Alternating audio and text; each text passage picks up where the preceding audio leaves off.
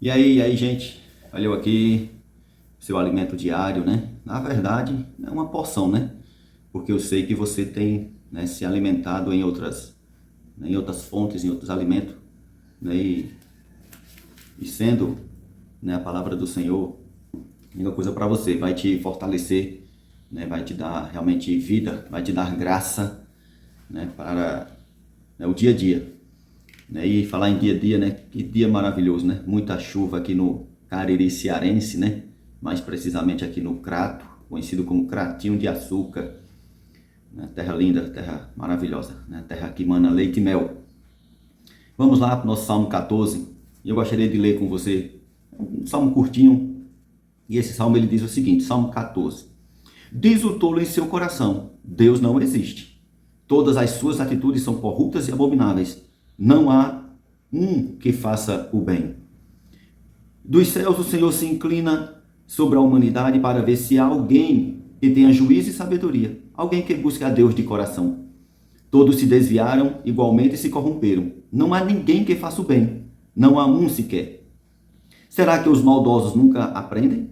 Eles devoram o meu povo como se comessem pão e não clamam pelo Senhor. Agora todos estão tomados de terror, porque Deus está presente a favor dos justos. Vós, malfeitores, tentais frustrar a esperança dos humildes, mas o refúgio do pobre é o Senhor. Que a salvação de Israel venha de Sião. Quando o Senhor restaurar o seu povo, Jacó exultará e Israel celebrará com grande alegria. Esse texto, né, ele começa falando, né, diz o tolo em seu coração, Deus não existe, todas as suas atitudes são corruptas e abomináveis, não há um que faça o bem. E aí muita gente pega esse texto e muita gente diz assim, tá vendo? A Bíblia diz que não há um ser humano que faça o bem na face da terra, mas Deus está falando do tolo. Deus está falando do tolo, né? Daquele que vive, né, uma vida alienada de Deus, daquele que vive segundo o curso desse mundo, segundo o seu pensamento, segundo o seu entendimento, aquilo que ele pensa, aquilo que ele acha. Como diz, né? A sua cabeça é o seu guia. Ele se acha muito inteligente, ele se acha muito sábio, não precisa das pessoas, muito menos de Deus. Né? E com esse tipo de pensamento, ele acaba muitas vezes como a própria Bíblia diz, né? Ele acaba por maltratar as pessoas, né, prejudicar as pessoas. Por quê? Porque ele quer se estabelecer, né? Ele quer o intento dele, né? Ele quer a vida, né, que ele vive, ele quer a vida dele ali, sabe, estabelecida. E ai de quem falar que ele está errado. Mas aí, tratando aqui de conhecimento, gente, somos nós, né, que moldamos a nossa vida no Senhor, não é? Porque a Bíblia diz até assim, ó, que todos se desviaram, igualmente se corromperam. Não há ninguém que faça o bem, não há um sequer. Justamente isso. Está falando justamente de quem tem o seu nariz, né, apontando para a direção que ele bem quiser, não receita orientação, não recebe instrução, né? Julga que aquilo que ele vive, aquilo que ele faz, né, é o melhor, né? E que as pessoas vão dizer, não tem nada a ver, né, com a vida dele, né? Mas aqui está a palavra do Senhor, né, dando a devida instrução, né, de que Deus ele se associa com os humildes. E quando se fala de humildade na Bíblia, viu? A Bíblia não está falando de humildade no que se diz respeito a andar com roupa rasgada, a casa é só os cacos, ou seja, não tem um tratamento, não tem uma pintura, não organiza a casa, o carro é só o ferrugem, sabe? O cabelo, não corta o cabelo, não faz uma barba, não, cara de grude. Então eu sou muito humildezinho, eu sou humilde. Não, a Bíblia não está falando de humildade nisso aqui não, porque tem gente que tem dinheiro e é humilde. Dinheiro. O problema do cara é dinheiro e ele é humilde. Mas tem gente que não tem um centavo no bolso, é soberbo, é metido, é orgulhoso, é presunçoso, sem ter uma moeda no bolso. Então, humildade na Bíblia, né, é um espírito, né, humilde. Ou seja, é você reconhecer quem você é em Deus, é você reconhecer quem é Deus para você e em você, que Deus é quem te guia, que Deus é quem te conduz.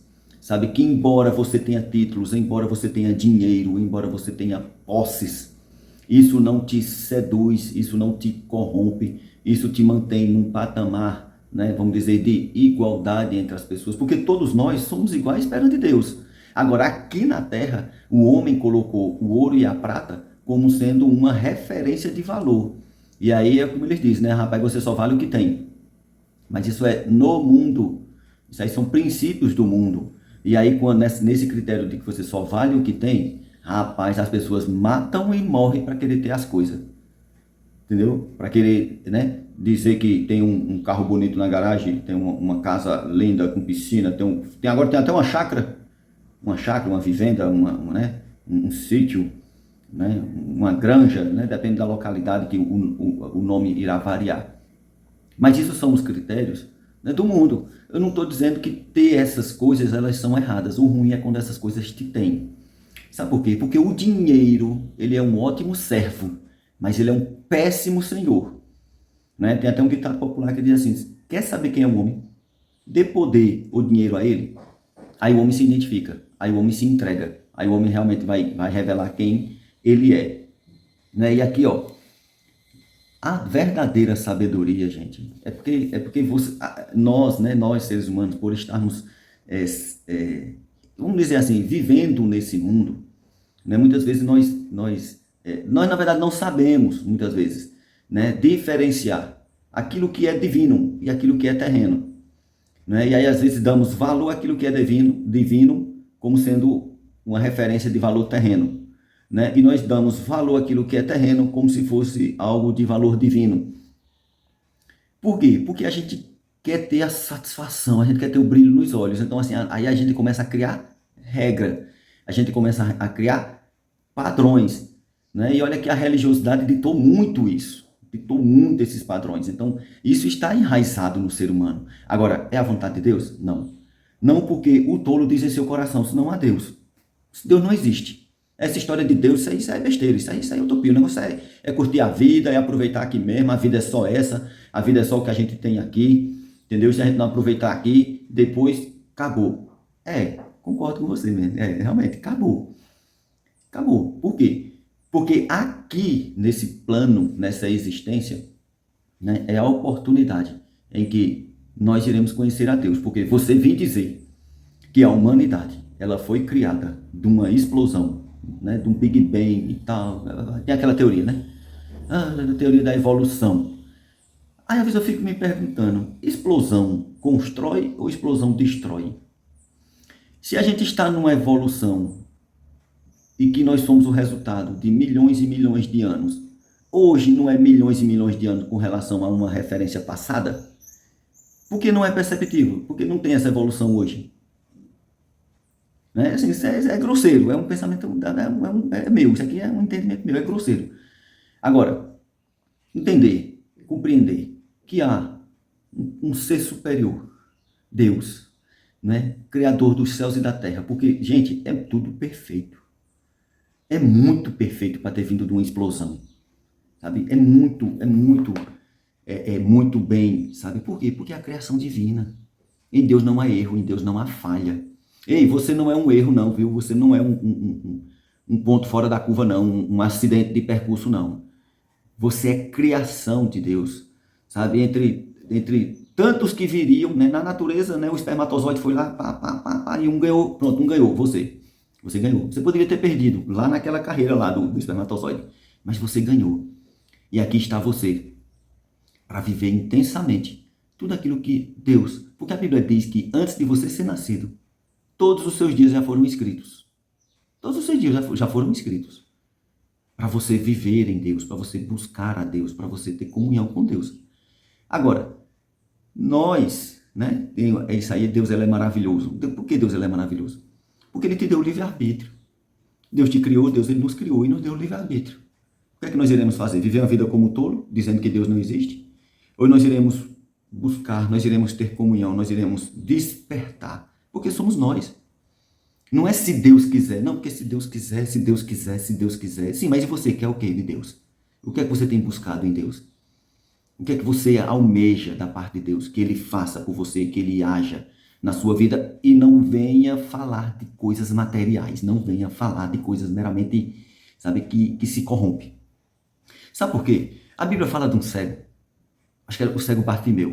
Ele estava sentado no caminho e Jesus ia passando, um cego. E olha que naquela época, naquela época bíblica, para você ter uma deficiência e você depender de esmola num mundo, né, num país naquele momento ali que estava dominado pelos romanos, rapaz, era difícil conseguir uma esmola. Mas aí Jesus ia passando e o cego começou a gritar: Jesus, filho de Davi, tem misericórdia de mim. Jesus, filho de Davi, tem misericórdia. E ele gritava cada vez mais, cada vez mais. E os discípulos começaram a dizer: ei, cala, ei, cala, rapaz, cala, sabe, não aborrece, não perturba o mestre, não. E aí quando a turba, né, de pessoas vai passando e ele continua gritando: Jesus, filho de Davi, tem misericórdia de Jesus. Opa, tem alguém me chamando. Opa, peraí. Eu escutei alguém me chamando, tem alguém me chamando. Com certeza várias outras pessoas com necessidades naquele momento também chamavam por Jesus. Mas Jesus ouviu o cego. A Bíblia fala isso, é o texto que a Bíblia fala. Porque Jesus não andava sozinho, só com os discípulos, andava uma multidão cheia de necessidade, cheios de carência. Muitos até buscando só o pão para poder se alimentar e ter essa vantagem vindo da parte de Deus, né? Vindo da parte do Senhor. Jesus chega diante do cego e diz assim: o que queres que eu te faça? Ora, eu fico imaginando esse texto e o cego ele tem a oportunidade de pedir muitas coisas. Muitas coisas, né? Uma moeda, o pão, o suprimento, uma casa, sabe? O cego ele poderia pedir essas coisas materiais para suprir ali. Ele não estava ali no caminho mendigando, né? Esperando receber uma moeda, recebendo esmola. Mas eu acho poderoso quando o homem, né, arranca de si, sabe? Esbraveja de si dentro, com convicção, né, de sua necessidade. E o cego olha para Jesus e diz: Senhor, eu quero ver. Aí Jesus: veja, né? Veja.